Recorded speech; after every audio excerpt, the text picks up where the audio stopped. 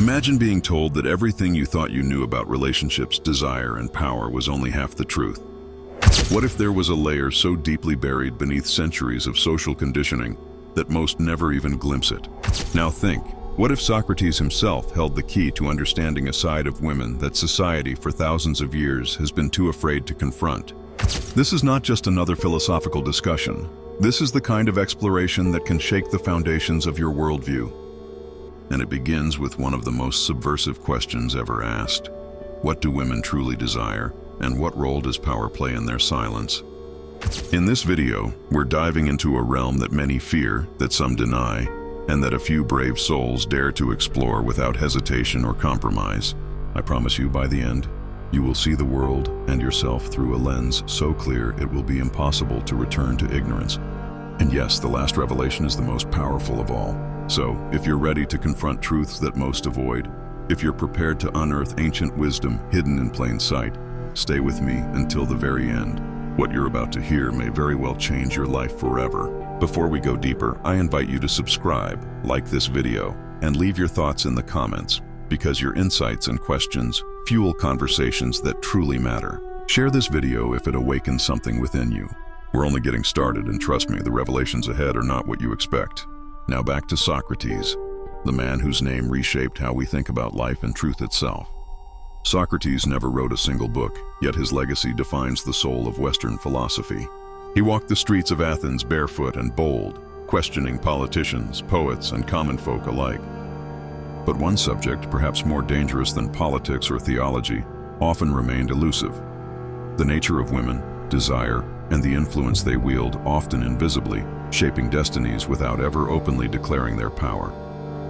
He was no stranger to the power women held. His own wife, Xantippe, was described as sharp-tongued and assertive, a woman who challenged Socrates constantly. Many dismissed her as difficult, but think, why would a mind like Socrates, a seeker of truth, be with someone like her unless there was a lesson even in that? The truth is, Socrates saw something few dared to acknowledge, something that still applies today. Beneath the surface of society, women have always possessed a power that transcends the visible, emotional, psychological, and social influence that reshapes the world without ever needing to declare it. But here's the paradox. In public, ancient Athenian women were expected to be silent, modest, and obedient. Yet, in the private sphere, in family, in intimacy, in raising warriors, they held a different kind of dominion. Soft power, unspoken authority, the kind that doesn't demand attention but commands everything. And what if that power, still very much alive today, operates quietly in modern life? What if it influences decisions, steers relationships, and shapes identities, all while remaining largely unacknowledged? Centuries later, Carl Jung would echo something strikingly similar when he spoke of the anima, the hidden feminine within every man. This anima seduces, inspires, confuses, and completes him. But here's the twist. If a man is unaware of this anima, it doesn't disappear. It controls him from the shadows. Now ask yourself, what happens when this internal feminine force collides with real women in our lives? Are we interacting with people or with projections? Are we aware of their real influence, or are we dancing to invisible strings we cannot see? Most men never ask these questions, and that's precisely why they remain trapped in cycles of attraction, confusion, resentment, and longing. The philosopher Alain de Botton once said, "We fall in love not with those who are right for us, but with those who feel familiar." Familiar because we are searching for something lost or perhaps never found within ourselves. This is where Socrates becomes truly dangerous. Socrates invites us to examine what lies beneath. Not just facts, but motives. Not just appearances, but essence. When applied to the feminine, this means we begin to question what truly attracts us, what we project, and what we avoid acknowledging. And now, imagine a society where these questions are never asked, where men are taught to conquer, provide, and pursue, but never to understand the feminine mind. In such a world, women become symbols, desires, mysteries, often feared, rarely understood. And women, generation after generation, learn to navigate this blindness, to harness it, not through malice, but through survival. The wisdom passed down is not always written. It's felt, whispered between mothers and daughters, carried in instincts, resilience, and unspoken strategies that shape the fabric of relationships. Simone de Beauvoir once said, One is not born but rather becomes a woman. This becoming, this transformation, happens within a structure that rewards silence and penalizes confrontation. But silence is not absence, it is strategy. Here lies an uncomfortable truth. Many women do not want this video discovered, not because it exposes them, but because it exposes a dynamic that works silently in their favor. The mystique, the confusion, the dance of pursuit. If that veil is lifted, the dynamic shifts and power, when named, changes shape. But you might ask, is this manipulation or is it adaptation? Think of it as nature's mirror. Just as animals evolve camouflage to survive, humans evolve roles. Not all strategies are spoken. Some are archetypal, some are ancient, and Socrates understood that myths carry psychological truths. This video isn't about blaming or accusing, it's about awakening. Because if we want deeper relationships, real connection, and true understanding, we must stop treating women as puzzles to solve or ideals to chase. We must start seeing them as complex beings navigating a world that doesn't always allow them to speak fully. And to do that, we must first look within ourselves before daring to understand anyone else. Socrates said, "Know thyself." But what if knowing yourself means understanding how much of what you think, feel, and want has been quietly shaped by the feminine forces you never saw coming? And what if I told you we're only scratching the surface here? What makes this exploration so delicate and at the same time so powerful is that we are not dealing with facts alone. We are dealing with buried truths. Centuries of suppressed instincts, emotional undercurrents that rarely find words. That's why many men feel something is off in relationships but can't name it. It's not because women are hiding something. It's because men were never taught to see the invisible structures of emotional power. Socrates, in all his dialogues, was relentless in one thing: the pursuit of essence over illusion, digging until truth emerged. He would never accept a convenient answer. He would question everything until the foundations cracked and the truth stood naked and uncomfortable. If Socrates were alive today, he wouldn't ask, "What do women want?" the way most men do. He'd ask, "What assumptions are you making about women that blind you from the truth?" That's the kind of inquiry that shakes you to your very core and forces awakening. It forces you to admit that many of the scripts we live by, dating, masculinity, success, are inherited, not chosen. They were handed to us by media, culture, and confused role models. Scripts that praise the man who wins attention, dominates, and performs, but say little about the man who listens, reflects, and sees beyond appearances. And yet, it's in that depth where real power quietly exists. But what happens when you finally start to see? You realize that feminine power is not a trick. It's an energy. Subtle, fluid, intuitive, and often underestimated, yet profoundly influential. From the way a single look can alter a man's confidence, to how silence can speak louder than 1,000 words, feminine power doesn't always roar. Sometimes it whispers, and those whispers can shape entire destinies. Psychologist Erich Fromm, a student of Jung, believed that the feminine psyche held the original archetype of transformation. He described it as the Great Mother, not a literal figure, but a symbol of life's chaos, mystery, nourishment, and danger. To confront this archetype meant confronting the deepest forces of existence: love, death, creation, abandonment, forces that both terrify and fascinate us endlessly. Most men are unprepared for this confrontation because we were raised to believe in control, in logic, in directness. But the feminine isn't always direct. It is symbolic, emotional, layered. That isn't weakness, that is complexity. And within that complexity lies the key to understanding not just women, but ourselves. Socrates knew this. He understood that wisdom wasn't about quick answers, but about deeper seeing. So, what do women truly want? Socrates would not have given a definitive answer. Instead, he would have kept asking until the question itself dissolved and something deeper emerged. Maybe women don't want a man who knows all the answers. Maybe they want a man who sees, who listens, who feels. A man who respects the dance of mystery and isn't afraid to enter it without losing his essence. But here's the challenge. Seeing requires risk. The risk of losing certainty, the risk of questioning your own desires, the risk of facing how much of what we call attraction is shaped by childhood wounds, unmet needs, and social programming. Take the example of emotional availability. Many men feel confused when a connection that seemed deep suddenly turns distant, leaving them lost and frustrated. But what if instead of frustration you looked deeper and asked, was I truly available? Or was I performing availability? Women, especially those who have walked through emotional fires, can feel the difference. They may not explain it in words, but they sense it. And when they pull away, it's not manipulation, it's preservation. Silence in this context isn't rejection. It's a language of its own, unspoken yet powerful. In Plato's Symposium, Socrates recounts a conversation with Diotima, a woman, a priestess, a philosopher, who teaches him that love is not about possession, it's about becoming.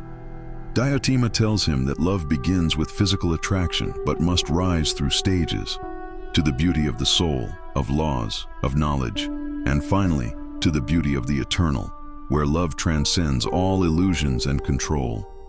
Let that sink in. True connection is a ladder and most never climb it. Climbing means letting go of illusions, shallow games, and the need for validation. It means stepping into a sacred space where love is not control, not performance, not security, but transformation. And here's where the truth becomes unbearable for many. Transformation does not serve the ego. It dissolves it entirely, leaving us exposed. And that's exactly what women, whether consciously or unconsciously, often catalyze in men. They reflect back the parts we hide. Our tenderness, our fears, our hunger for meaning. Not because they're trying to fix us, but because their presence, especially in its mature form, invites the collapse of false selves. And when a man resists this process, he doesn't just reject her, he rejects his own evolution. Pause for a moment. Have you ever felt drawn to someone you couldn't explain? Someone who stirred something ancient inside of you. Desire, fear, admiration, even discomfort. That's not random, that's a soul encounter. Whether that person stayed or vanished, they came into your life to awaken you to something you were avoiding. And sometimes it's not about them. It's about what they unlock within you. Maybe that's why some women fear this video. Because when men begin to awaken, truly awaken, they no longer chase illusions. They stop seeing women as saviors or destroyers, as prizes or threats. They begin to see them as mirrors. Mirrors that reveal not who the woman is, but who the man truly is underneath the armor. That kind of awakening rewires relationships forever and shifts power dynamics. This is why Socrates was seen as dangerous, not because he had answers, but because he questioned the foundation of belief. He forced you to look at the walls of your mental prison and ask, who built this? And why am I still here? So now I turn the question to you. What do you believe about women, about love, about your own heart? And are those beliefs helping you grow or keeping you small? Because the truth is not always comforting, but it is always liberating. And in the next part, we will step even deeper into this liberation. We'll explore how feminine psychology, misunderstood and misrepresented for centuries, holds the key to man's deepest transformation. We'll examine how men can transcend patterns of control and dependency, finally seeing the feminine as a sacred force of evolution. But be warned, the next part is the one most people will never hear. And that's exactly why you must. There's a reason why the truth we're exploring is so often dismissed, mocked, or ignored. It threatens the very structure that keeps people asleep. When men begin to understand the true nature of the feminine and their unconscious relationship to it, the games stop working and illusions collapse entirely. The confusion fades, and in its place, something terrifying appears. Clarity. But clarity isn't comfortable. It means responsibility. You can no longer blame others for your wounds. You can no longer chase shadows, hoping they'll become light. And you can no longer pretend that ignorance is innocence. To awaken is to see, and to see is to choose, consciously, how you live, love, and connect moving forward. In the myth of Psyche and Eros, the goddess Psyche is forbidden from looking at the face of her lover, Eros. She is told that love must remain blind. But one night, unable to endure the mystery, she lights a lamp and gazes upon his sleeping face. In that moment, everything changes. Eros awakens, leaves, and Psyche is thrown into a long, painful journey to reclaim what was lost through forbidden knowing. That myth isn't just about romance. It's about the moment we choose to see fully and completely. When we stop living in fantasy and dare to confront the truth.